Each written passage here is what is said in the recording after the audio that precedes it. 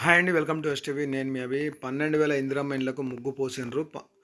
1,200 ఇండ్ల బేస్మెంట్లు కంప్లీట్. ఇక నుంచి మండలంలోని అన్ని గ్రామాల్లో ఎంపిక.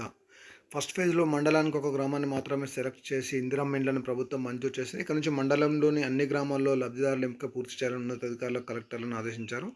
ఇప్పటికే ప్రాథమికంగా ఒక్కో అసెంబ్లీ నియోజకవర్గానికి 3,500 మంది లబ్ధిదారులను ఎంపిక చేసినప్పటికీ వాటిని రీవెరిఫికేషన్ చేయాలని ఉన్నతాధికారులు ఆదేశించారు.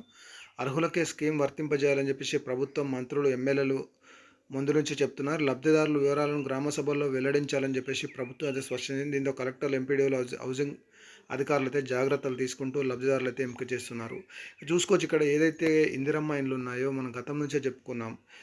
ఏవైతే వార్డు సభలు అలాగే గ్రామ సభలు ఉంటాయో ఆ గ్రామ సభలలో అర్హుల లిస్ట్ అనేది ప్రకటించాలి. తర్వాతనే వాళ్ళకు మంజూరు పత్రాలు అనేది పంపిణీ చేయాలి. ఎందుకంటే ఏ ఒక్క అనర్హుడికి ఈ ఇందిరమ్మ ఇండ్లు రావద్దు అనే ఉద్దేశంతో అర్హుల ఎంపిక పక్కాగా ఉండాలని చెప్పేసి దీంతో కలెక్టర్లు, ఎంపీడీఓలకు అయితే హౌసింగ్ శాఖ నుంచి అయితే ఒక అధికారికంగా ఉత్తర్వులు అయితే జారీ అయ్యాయి. ఇక్కడ చూసుకోవచ్చు, ఊపందుకున్న ఇందిరమ్మ హౌసింగ్ స్కీమ్ ఈ వారంలోనే మొదటి విడతగా 1,00,000 జమ. డబ్బులు లేని లబ్ధిదారులకు డ్వాక్రా సంఘాల నుంచి రుణాలు.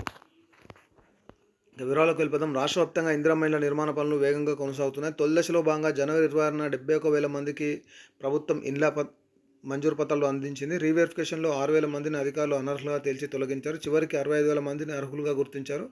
వీరిలో ఇప్పటి వరకు 12,000 మంది ఇండ్ల నిర్మాణానికి ముగ్గు పోశారు. బేస్మెంట్ నిర్మాణంలో భాగంగా గుంతలు తీసి మట్టి రాళ్లతో పూడ్చారు. మరో 1,200 మంది బేస్మెంట్ పూర్తి చేసుకున్నట్టు హౌసింగ్ డిపార్ట్మెంట్ జిల్లా హౌసింగ్ ప్రాజెక్ట్ డైరెక్టర్ నివేదిక ఇచ్చారు. ఉగాది పూర్తి కావడం నుంచి మంచి ముహూర్తాలు ఉండడం, వ్యవసాయ పనులు చివరి దశకు చేరుకోవడంతో ఇండ్ల నిర్మాణానికి పనులు మరింత ఊపందుకున్నాయి. ఈ వారంలోనే డబ్బులు రిలీజ్.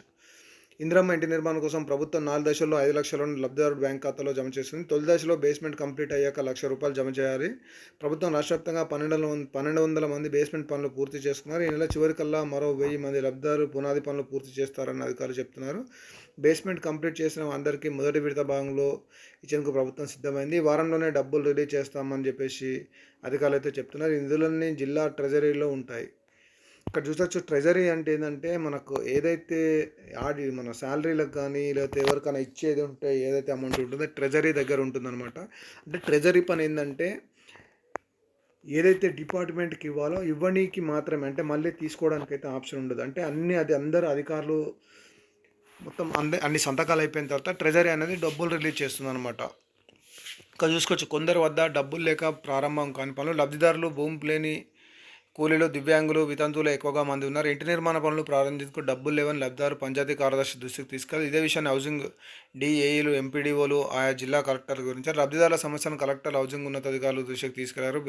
బేస్మెంట్ పూర్తి చేసుకోకుండానే ₹1,00,000 ఇస్తే మిగిలిన వారందరూ ఇలాగే డిమాండ్ చేస్తారని అధికారులు భావించారు. ఈ నేపథ్యంలో గ్రామాల్లో ఉన్న మహిళా సంఘాల నుంచి లబ్ధిదారులకు ₹1,00,000 అందించాలని హౌసింగ్ ఉన్నతాధికారులు స్పష్టం. ఈ డబ్బులతో బేస్మెంట్ పూర్తి చేసుకోవాలని, తర్వాత ప్రభుత్వం ఇచ్చే ₹1,00,000 తిరిగి మహిళా సంఘాలకు చెల్లించేలా వివరించారు. ఇక్కడ చూసుకోవచ్చు క్లియర్గా మనమైతే వచ్చే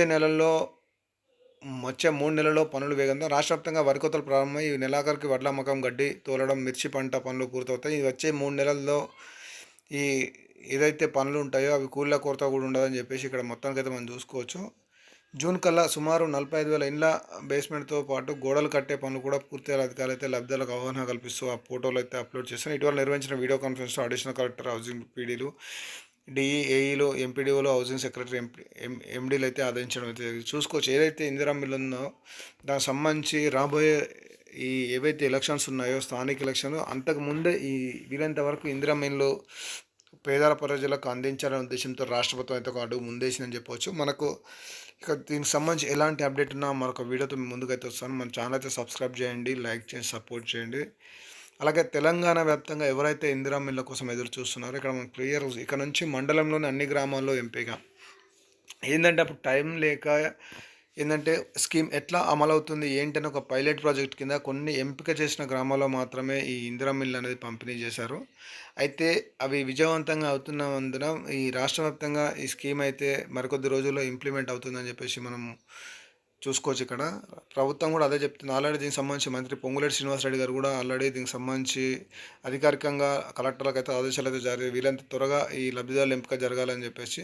అలాగే మనకు మంత్రి శ్రీధర్ బాబు కూడా అదే చెప్పారు. ఈ నెల 15 తర్వాత ఇందిరమ్మ ఇళ్ళకి సంబంధించి లబ్ధిదారుల ప్రకటన ఉంటుందని చెప్పేసి. చూద్దాం మరి ఏదైనప్పటికీ ఒక జీహెచ్ఎంసీ పరిధి తప్ప అన్ని ప్లేసెస్‌లో ఈ ఇందిరమ్మ ఇళ్ళకి సంబంధించి ఒక అడుగైతే ముందుకు పడుతుంది. జీహెచ్ఎంసీలో ఏందంటే ఒక ఎమ్మెల్సీ కోడ్ మన ఎమ్మెల్సీ కోడ్ ఉంది కాబట్టి అది వచ్చేసి ఈ నెల 29కి కంప్లీట్ అవుతుంది. ఆ 29 తర్వాత ఈ జీహెచ్ఎంసీకి సంబంధించి కూడా ఈ ఇందిరమ్మ ఇళ్ళకి సంబంధించి మరొక ముందడుగు అనేది పడుతుందని చెప్పేసి మనకైతే ఖచ్చితమైన సమాచారంతో అయితే వీడియో చేస్తాం. మరి ప్రభుత్వం ఎలాంటి నిర్ణయం తీసుకుంటుంది సమయం వచ్చిన తర్వాత అయితే మనం అయితే వేచి చూడాల్సిందే. చూద్దాం మొత్తానికైతే ఇది ఇందిరమ్మ ఇళ్ళకి సంబంధించి మరొక అప్డేట్‌తో మీ ముందుకైతే వస్తాను. Thank you for watching STV.